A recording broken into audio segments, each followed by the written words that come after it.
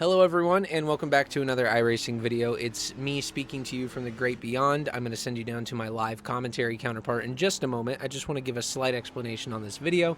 I was running a practice session for an iRacing race, of course, and I just started talking, and I covered a lot of things that felt sort of channel updatey, and I feel like they need to be heard. Even if you're new around here, maybe it'll intrigue you.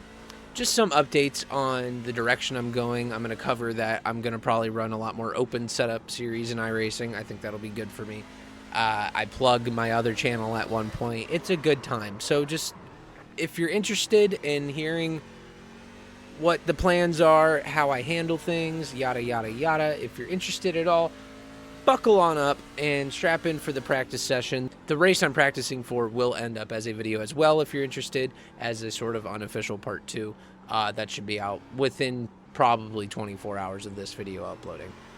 But anyway, even if you're new around here, strap on in, ride around Lime Rock Park with me, and listen to me talk to myself for about 10 minutes. Thank you. I'm in my first ever open race, really, on iRacing. That might be a lie. I think I did the open cars tour a long time ago. I think there was a time there wasn't a fixed cars store, so it was my only choice. But besides that, I really can't think of any other time I might have done an open setup race. Reason I'm doing open setups is I'm appalled at the driving standards of fixed series, and I feel as though there should be an improvement by coming over to open. I also just like the ideas of longer races, even if just slightly. I like the idea of the year-long championship, I guess. Year-long calendar for the Oval Series. Oh my gosh! I think that's fun. And also, it won't hurt to become smarter. I have very light, and when I say light, I mean light knowledge of what the hell to expect. And what the hell to work on in the setups and, so forth. But in due time, I'll become a smarter driver when it comes to setting up the car, which can only make me a faster driver. I've shown up to practice. We're in here talking about practice. As early as I can. So if I practice man, all the way through, that 30 minutes, and then the couple minutes you have before qualifying, that'll be a considerable amount of practice. Practice. I don't practice. Practice. I want that to be clear. And I'm not saying that in a, oh, look at me, I do pretty decent, and I don't even practice. We're talking about practice, man. I'm not saying that at all. To be properly good, if you want to be properly good, you need to practice. It's that simple. You could still have fun. You could still win races. If it gives you more pride to win in a higher iRating lobby, that's the way I'll phrase it, then you want to practice. Practice, and man. That's why... What are we talking about? I'm practicing. I do want to improve my iRating. As flawed as the system is, it is the way to measure how good somebody is on a paper level, on the surface, if you will. And I'd like to go and look and be like, hey, I beat some of the highest ranked drivers. That'd be cool. That'd make me happy. So that's why I've started caring a little more. Power to you if you don't care about iRating. I just spent 9 years not caring about iRating. I had a lot of fun, but there was always thoughts in my head saying, care more, care more. So that's where we are now. And that's what brings us here to Lime Rock Park at, for me, 11:30 on a Monday night. And I'm excited to see where the open series thing goes. I'm considering making a video on the way I approach like an iRacing season, and even the way I'm approaching next year. I'm already looking ahead to that. I know some people will be like, oh, it's just a game, mate. Like, why are we making Google Sheets with your calendar, your schedule on it. Part of the hobby, treat iRacing as a hobby over just another game I play. This to me is independent of my video gaming hobby, which, by the way, if you want to watch me play other games, I'll link it or something. I have a second channel just for that, me playing games with my friends.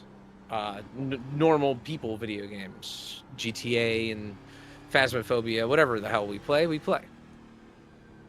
Self-plug complete. Back to this. I treat iRacing as its own independent hobby. I have my own approach, which I think some nerdier folks might like, the way that I have Google spreadsheets of my upcoming schedule for the ongoing season, the way I have things mapped out. This is the path I want to take to this series to make sure I'm ready. Or maybe I feel like I'm ready, but my license isn't ready, so I got to do some license work anyway. This is the path I'm going to work through my licenses. I have nothing at an A right now. I care about licenses, but only to the extent of I want to be able to do what series I want. I care less about my license than I do my iRating, and I really do think everybody should. Like, again, there's an amount of pride to it. I know there's people that look at licenses with more pride and more care than I do. But I simply see licenses as a ladder, not a measurement of how good I am at all. Licenses help me get to the cars and series I want to get to. But when my safety rating's low, I don't get bummed about it too much unless I have a goal and I'm far off of it. And I certainly don't judge anybody by their license rating. I will judge somebody based off their iRating, but it's got to be low. Or, of course, if I see somebody with like 4,000 plus, I'll be like, this nerd needs to go outside. But God, I wish I was him. You know? Now, something double interesting about this race, not only will it be my first open setup race, if not ever, then in over half a decade for sure. Second interesting thing, I'm using my H shifter right here, this handy dandy stick. I believe my shift up paddle is going. During a race last night, it would shift up 1 in every 5 tries. No matter how hard I hit it, you know, whatever I could try, nothing fixed it.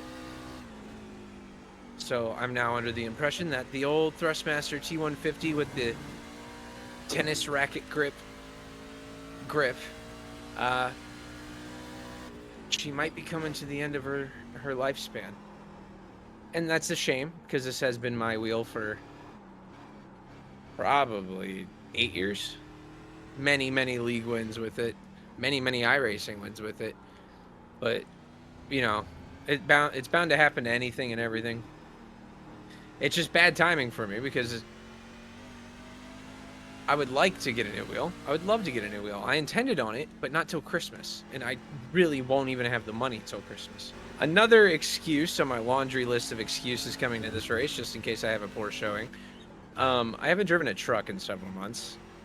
And if you know anything, you know it's a bit of a handful. So to get in one for the first time in several months at Lime Rock Park,